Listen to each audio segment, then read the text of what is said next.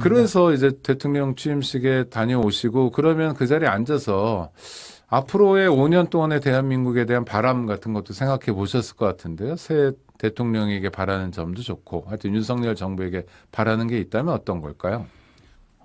저는 자립준비 청년을 대신해서 나간 자리라고 생각하기 때문에 일단은 저희 자립준비 청년이 문재인 정부를 통해서 사회로 이제 드러나게 됐고요. 네. 그러면서 이제 자립준비 청년이 어떤 친구들이라는 걸 사회에서 많이 알게 되었습니다.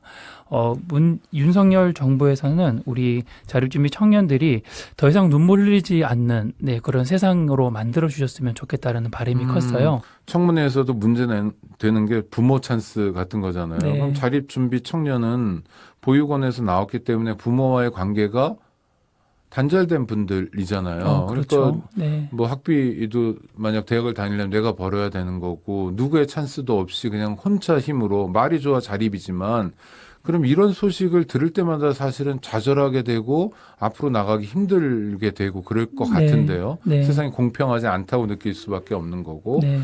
그럼 자립준비 청년이라고 스스로 부르시는 소위 아동 양육시설 출신 청년들이 우리 사회에 바라는 게 있다면 뭐 한두 가지라도 좀 말씀을 주시면 좋겠습니다. 우리 자립준비 청년들은 제가 이런 말씀을 자주 드리는데 네. 모든 사람들이 경험해야 될 그 경험을 먼저 했을 뿐이거든요. 그러니까 그건 어떤 의미인가요? 죽음을 피할 수 있는 사람이 없듯이요. 모든 사람들은 언젠가는 고아가 됩니다.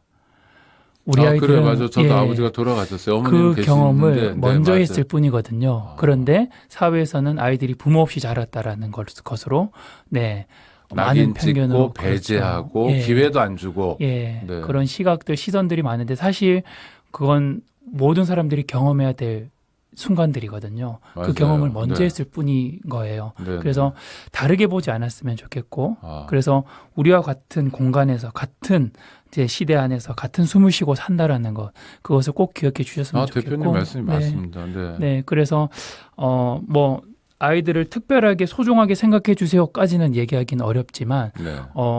나와 다른 사람으로 인식하지 않았으면 좋겠다. 네. 그리고 지금 자립준비 청년에 대해서 많은 분들이 관심을 가지고 계신데 자립준비 청년이 지금 사회에 나와서 정말 다양한 문제를 겪고 있거든요.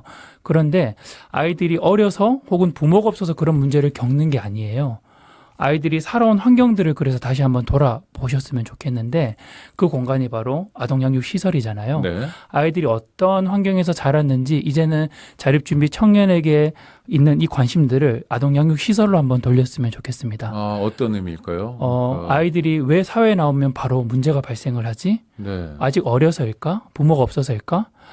그것도 한편으로는 맞는 말이지만 그러면 아이들이 17년, 18년 동안 어떤 환경에서 자랐길래 네. 사회에 나오자마자 어려운 상황에, 문제 상황에 직면하게 될까?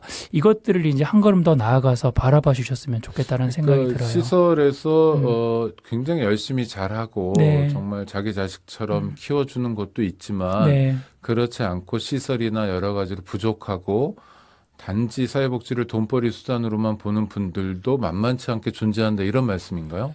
제가 우리 사회자님처럼 아직까지는 그렇게 솔직하게 얘기할 수는 없지만 네. 그와 비슷한 비슷한 상황들, 현장들이 여전히 존재하고 있고요. 그러니까 우리는 이해가 네. 안 되긴 해요. 네. 어린이집에서 어떻게 어린이 교사가 네. 애들을 그렇게 뭐 고문하듯이 이런 학대하는 장면을 네. 보면서 네. 아니 애들이 싫으면 다른 거 해먹고 살지 왜 저래요 하지만 현실은 또 존재하잖아요. 네. 그러니까 아동 양육시설에서도 좋은 일만 있지는 않은 거고 그것이 아동에게 아주 구체적으로 영향을 미쳐서 아동들이 부모가 없다는 거 말고도 불이익을 당하거나 자기 삶을 펼쳐나가는데 곤란을 겪는다 이런 말씀인 것 같고 첫 번째는 이제 인식 개선을 말씀해 주셨어요. 시설에 있는 아동 또는 시설에서 나오고 자립을 준비하는 청년들에 대한 인식을 이상하게 갖지 마라. 당신들은 비장애인이기도 하지만 아직 장애인이 아닌 존재이기도 하니 그런 말씀 감사하게 받아들입니다. 마지막으로 하나만 더 여쭤보고 싶은데 국민희망 대표 20명에 꼽히셨는데 뭐 어디서 연락이 온 겁니까? 취임식 준비위원회에서 네, 왔습니까? 취임식 준비위원회에서 연락이 오셨고 저희들의 상황들을 이미 알고 계셨더라고요. 네네. 그래서 여러 가지 설명들을 해주셨고 그래서 저도 사실 어떻게 해야 될까? 이게 정치적으로 보일 수가 있잖아요. 저희 행보들이. 네네네. 저는 개인이 아니라 그렇죠. 이제 네네. 사회적 부담스러울 기업으로서 수 있죠. 네, 네네. 이제 계속해서 알리고 있는 상황이라서 여러 가지 상황들을 놓고 봤을 때 우리가 자립준비 청년들이 이 세상에 존재하고 있고 그리고 이렇게 열심히 잘 살아가고 있다라는 걸 보여줄 필요는 있겠다라는 생각이 들었어요. 네. 그래서 제가 너무 감사하게도 네, 그 자리에 갈 수 있는 기회가 네네. 저는 얻게 그 되었습니다. 좋은 자리였다고 네. 생각하고요. 네, 그걸 윤석열 후보를 뭐 지지했든 그렇지 않든 중요한 건 그게 아니라 네,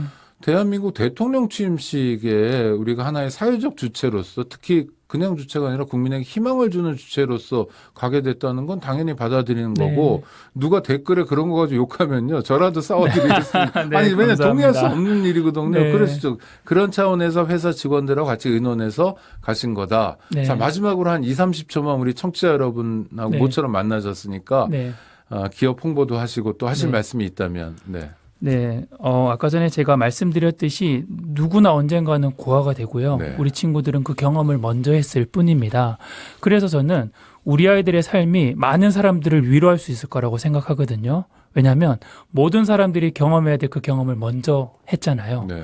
그래서 앞으로 동일한 경험을 할 많은 사람들에게 우리 아이들의 삶은 정말 큰 위로가 될 거라고 생각을 해요. 그래서 아이들을 부모 없이 자랐다라는 그런 편견이나 그런 시각으로 보는 게 아니라 내가 곧 경험할 그 경험들을 먼저 한 아이이기 때문에 이 아이들을 우리가 더 관심 있게 지켜봐주고 이 사회가 또 관심 있게 네. 지켜봐준다면 멋진 어른으로 성장할 수 있고 또 그 아이가 나를 위로할 수 있는 사람이 될 수 있을 네. 거다라고 생각해 주시면 아이고, 너무 정말 감사하게 감사합니다. 생각합니다. 회사 이름 청취자 여러분 기억해 네. 주세요. 브라더스 키퍼고요.